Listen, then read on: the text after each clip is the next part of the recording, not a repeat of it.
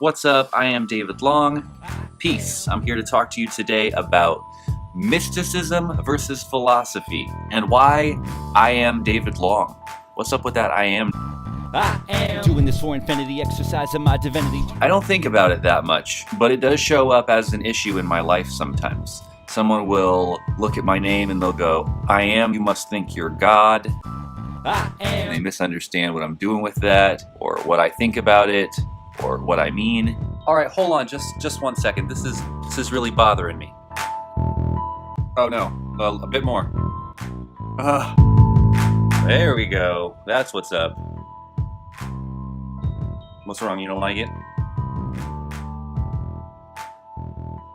Well, it's hard to put it back. All right, let me see. Recently, I was critical of Teal Swan. Even though she does have a lot of good things to say, she claims to be a magical alien. I am an expert in this field. I can tell you why I'm an expert in this field. I was born an extrasensory. One thing I would ask you is, how is it that I have the information that I have at 26, 29, 38, now 33? How do I have all this information? It's because I'm extrasensory. I'm not limited to this dimension or time-space reality. I am a soul fork. Most people in the planet, they're non-physical energy that is projected forth into a physical human body. I am non-physical energy that is projected forth into an Arcturian body, an extraterrestrial body. That extraterrestrial being has chosen to then project forth as a human body 12 times. This is the 12th incarnation. And that's why she knows these things that other people know just because they've studied developmental psychology. And people are like, well, David, some people might look at your artwork or your imagery or your music or some of the symbolism that you're using and put you in the same camp as someone like Teal Swan. But in general, I don't really consider myself a mystic. To me, a mystic is somebody whose main focus is on trying to know God or the absolute truth through direct personal experience. Hey, hold on a second. So listen, I was thinking about some of this after the fact, and I looked up the word mystic in the dictionary, and it said, a person who seeks by contemplation and self-surrender to obtain unity with or absorption into the deity or the absolute, or one who believes in the spiritual apprehension of truths that are beyond the intellect. It's clearly this second definition of spirituality that I'm taking issue with, as you will hear me further explain. And actually, this first definition of spirituality does apply to me. So I actually might be in the spiritual camp, although I guess I don't feel that comfortable or happy in the spiritual camp because I do feel like to some extent it's camp woo-woo. What do you think? Back to it. And for me, while I do include spiritual practices in my life, and I do try to have first-person experiences of getting in touch with the absolute, when you care about other people or serve other people, you could say to some extent that's like getting in touch with the body of Christ through service, through self-sacrifice, through direct experience. And I'm into that, and that's part of my practice, but I also have other practices for other quadrants. And in general, I consider myself to be a rigorous philosopher. As I've said in the past, philosopher, that means a lover of wisdom. Philo, Sophia. Sophia is the goddess of wisdom. A lover of wisdom. A philosopher is a lover of wisdom. And to me, a lot of mystics make contradictory claims that they can't really back up, and they try to cover all that up with faith. And so their faith kind of becomes their spiritual bypass. Spiritual bypassing means using spiritual practices and or beliefs to avoid dealing with painful situations in our lives, emotional challenges, developmental tasks, and rationalizing that avoidance with spiritual language. In shorthand, dissociation and holy drag. Avoidance in spiritual robes, spiritualized avoidance. And a lot of people are really afraid to look into the void or to look into meaninglessness or to be willing to question everything. And to me, a real seeker is a person who wants the good and true no matter what it is, no matter what it looks like, no matter what it proves itself to be. Not a person who is afraid to question their ideas, but a person who's willing to question their ideas to see if they really stand up to be good and true. That's how you refine, that's how you grow. So I've been interested in all religious traditions, all poetry from all different traditions, the universal themes as well as the cultural variations. And you can't really do that if you believe in particular specific mystical claims. You accept one thing as true and then find some way of dealing with or ignoring contradictory perspectives. And I'm not into that. I want to find some kind of skillful way of harmonizing or dealing with everyone's perspective in an open and honest way. And honestly, I don't feel like mystics are really doing that. Mystics are not really often rigorous philosophers, and so that's the camp I would put myself in. Now, I am a philosopher and an artist, so while I very much value truth and goodness, I'm also into meaning and poetry and symbolism. And I think life is art. To live is performance. This right now, what I'm doing is art. I mean, it may be philosophy, but it's also art, almost fundamentally. I'm creating and we're meaning-making machines. So poetry and art, to me, are just as important as goodness and truth. The good, the true, and the beautiful have to harmonize. Now, ultimately, as I said in my last video, I think the good is the most important. We have to understand what's true first and foremost, so that way we can understand how to be good for what's true. And we should find a way to do that in a beautiful way. And that means creating anthems that empower and inspire us and songs that align us. Think about worship songs or work songs or things like that. You could almost say these are very utilitarian type songs. They help deal with the drudgery of the day. They help pour out your heart and your emotions. It's like a mantra for you to step into, and it gives you the encouragement and the energy that you need to be able to complete the task. And sharing that with other people kind of brings beauty to something that's normally mundane or even unwanted or ugly, like work. So one of my first philosophy videos is called Semantic Compatibilism, a post-formal trans-rational view, where I kind of go in and I talk about the artistic nature of science and logic and rationality and philosophy, as well as the philosophy and the logic and the science in poetry and art, and how I see these two things kind of coming together. One interesting thing that kind of relates to this topic is a word like metaphysics. The word metaphysics means different things to mystics than it does philosophers. Like, I was definitely thinking about this when I was working on this last What You Talking About Wilber video, where Sam Harris is telling Deepak Chopra. I've studied with great mystics. I've met great meditation masters who've spent 20 years in caves perfecting the kinds of techniques of meditation that you would adopt or recommend. They don't know a damn thing about physics. Having an experience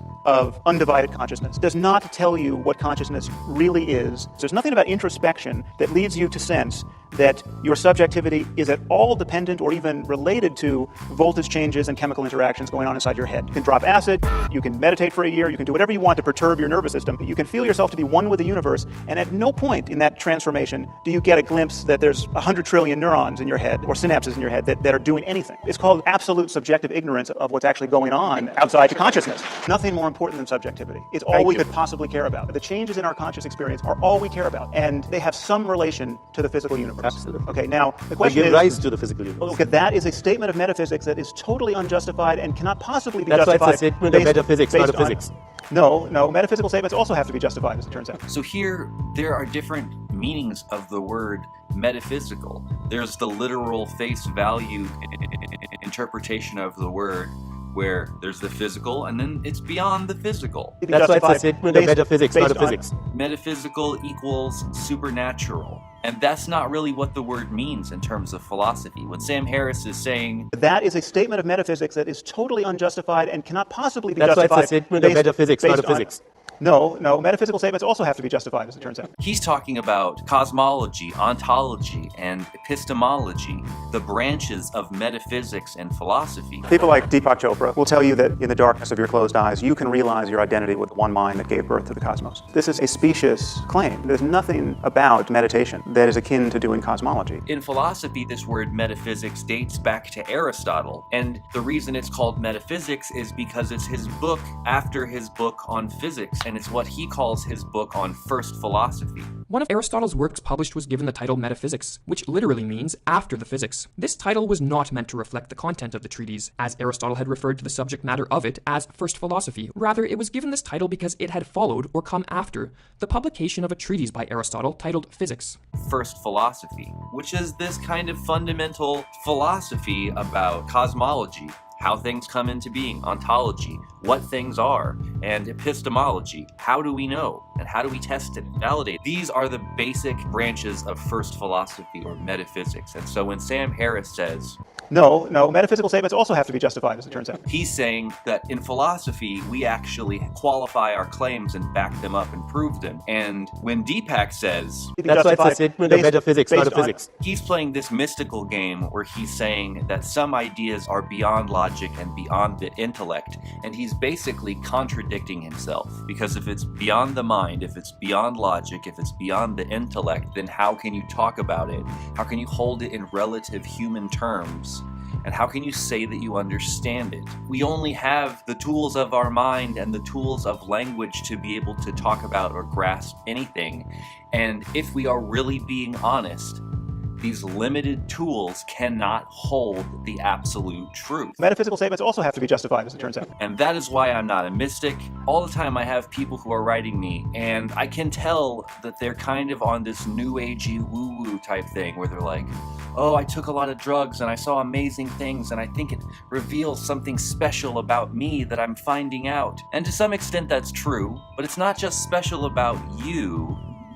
The things that you're finding are true about everyone, and there's way too often in mythology this theme of, you're the special one. Neo, it's all about you. You're the one true one. None of these religions are the one true way, and no person is the one true one. These deep realizations aren't about being magical, or that you personally are special, or that you personally are God. What it's revealing is absolute unity and interconnectedness. That all of these social games, these words, these languages, all these things that we're playing with each other, it's just a game. It's not really real. Even this mythology I've built around my body, mind, and my adventures so far through time, it's just a mythology. It's not real. I could decide to become someone else tomorrow, and that could be true about who David is. David is my art project. So this ego construct awareness, this deconstruction of the games, and then learning to play the games more skillfully than ever, learning to really be involved and to know how to deal with all the factors and engage. That's what real enlightenment is about. And I would say also, to some extent, realizing our own epistemic humility, realizing the limits of our perspective, realizing what we can and can't know, and how we can verify that, figuring out just how awake we can be, just how consciously we can live, just how discerning and skillful we can be. That's what we should be figuring out.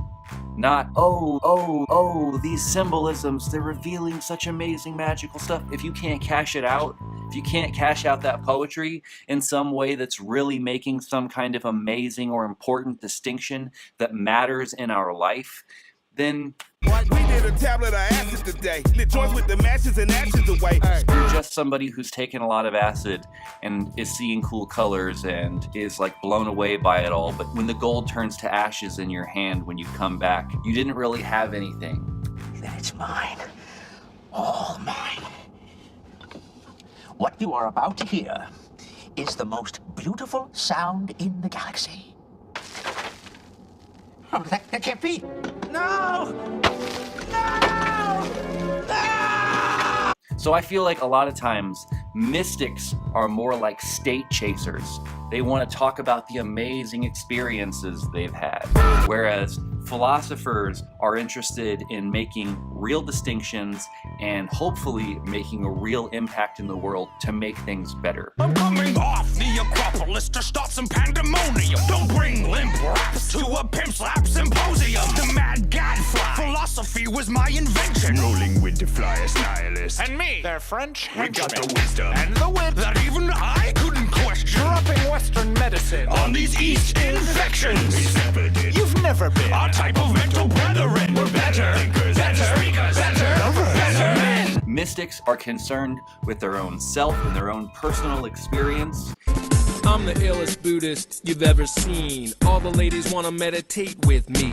I look so serene when I bust a lotus, but I don't have an ego, so I wouldn't even notice. I just went to the class for a laugh, maybe meet some chicks, but as it comes to pass, I kick ass at this pacifist shit. Non-attachment, I just mastered it. He's so spiritual, so unmaterial, almost ethereal. He eats organic cereal. His aura is so bright, his chakras are so tight, his energy is light. And philosophers are concerned with the good life and how we can make a better world together. Need to take control of the life you're giving. They call me Uber Mensch, 'cause I'm I put myself in the philosophy camp, not the mystical camp, even though I love poetry, I think it's super important, and I do include spiritual practices. Now let's touch on this I am thing real quick. I have a video that talks about my musical history, and I think it talks about some of this stuff in detail. This image from my last album is actually a throwback to the original image where my name comes from. I made a whole series of images just like this with all my friends at the time, not just me, so it's not like I personally, individually am claiming to be the one and only true God, but it was about this moment of realization. I am.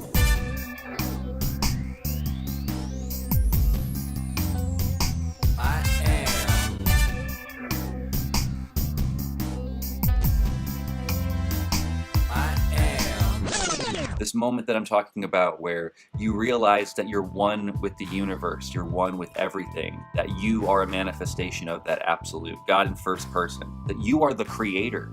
You are a microcosm of this creative power in the world. And as an artist, to know that I am the creator and that's where I get my creative power from is poetically very cool and very beautiful. And so part of my music project is to write music from the perspective of a person who understands this absolute truth of reality. When you really have an enlightenment realization like this, you go from being totally concerned with yourself to feeling totally concerned with life and culture and humanity and the problems of the world. You start to feel the weight of the world on your shoulder, and I was really interested to try to make music from this perspective. Be as skillful as I can as a man with the weight of the world on his shoulder.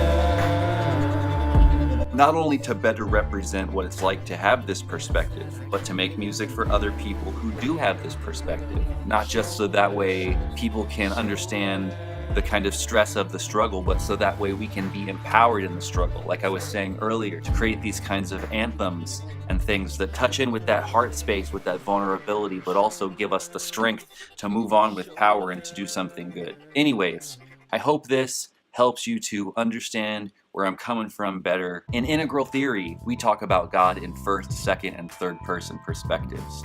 So God in first person perspective is I amness. I and the Father are one in Christianity. All is one in Buddhism. I am in both traditions. Nature mysticism, paganism, we're all parts of nature. So they're all talking about this kind of absolute unity. They're all touching on this theme, and to me that's what I am is about. This absolute unity extends God in first person, the body of Christ. God in second person, namaste. God in first person in me recognizes God in first person in you. God in second person, I greet you with prayer. The light in me, the divine in me recognizes the divine in you. God in third person, all is one, all is sacred, all of it's the body of Christ, all of it's divine. So I'm clearly not just saying, I, David, am God. I would say, I, David, am God, like a drop in the ocean is the wetness. Alright, hopefully some helpful distinctions. What camp do you find yourself in? Did this give you any kind of a different perspective about what it is to be a philosopher or a mystic, what the difference is? What percent philosopher are you and what percent mystic are you? Let me know down in the comments. Only a few will understand and appreciate what's about to happen. Today we're gonna make some delicious vegan cashew cheese. Oh my god, it's so good, you're gonna love this.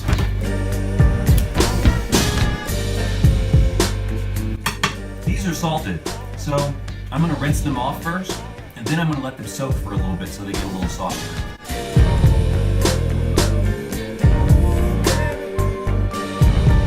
So that looks like a pretty good amount to me. I'm gonna go ahead and let this sit in here for a little bit, maybe 15-20 minutes. Now you might notice that I don't often talk about amounts or how much to use or stuff like that.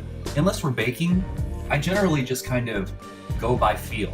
And if you know what the end product is supposed to be, you can kind of guess. And I'm kind of just gonna taste to make sure that the amounts of flavors and stuff are right to make sure it gets there. If you want to know exactly how much to use, I would suggest go online, check out some recipes and stuff and see what you think is right. The other thing you can do is you can use sunflower seeds. Sunflower seeds are a lot cheaper than cashews, especially if you're making in bulk. Using sunflower seeds can save you some money.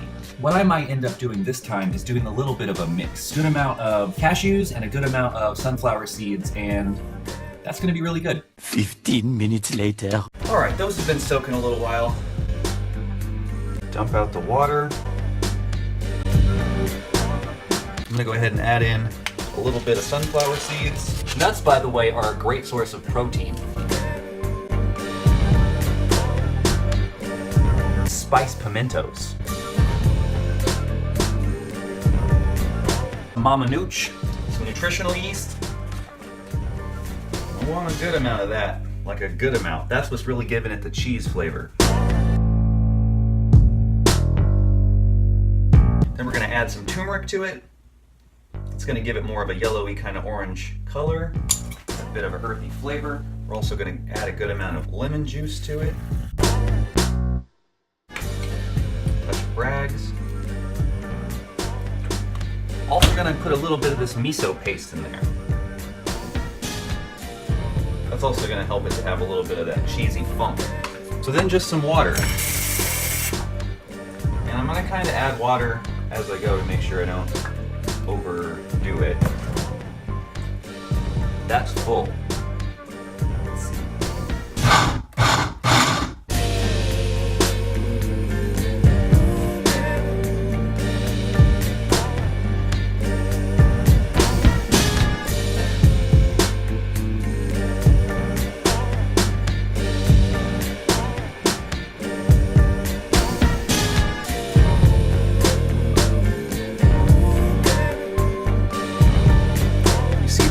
That is some good, delicious yellow cashew cheese. Man, that stuff's good. So good. You can use this stuff for so much stuff. Put it on anything that you would put cheese on. You could just eat that as nacho cheese. You could just sit there and eat that and eat that. Delicious. Another really good thing that it's good in is like some kind of au gratin potato dish. Oh man, so many good things to do with this. But my favorite thing to do with it is to make pizzas with it.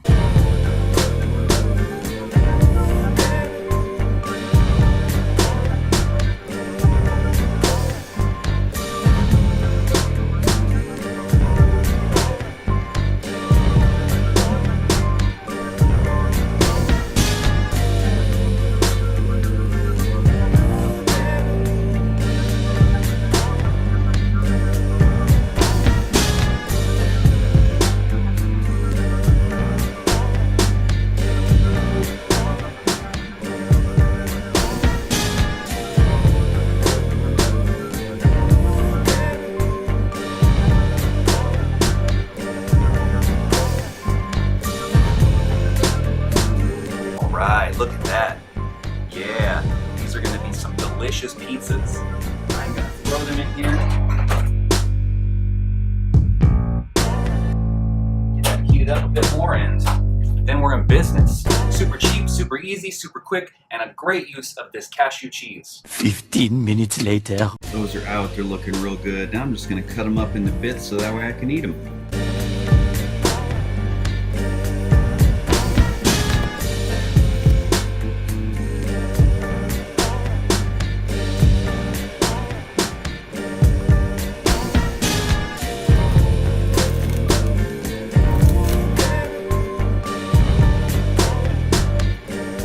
Vegan pizza, French bread pizza, that is. Not for you. Oh yeah. It's really good.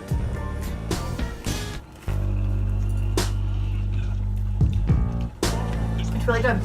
Oh good, I'm glad you're happy with it.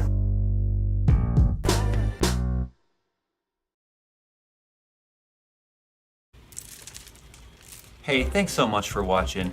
Please click that like and subscribe. Support me on Patreon.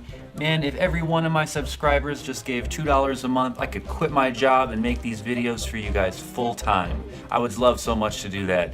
Make sure you also watch last week's vlog, last time's vlog. I haven't been as good on the weeks as I said I was gonna be. I'll try to be better. Anyways, peace.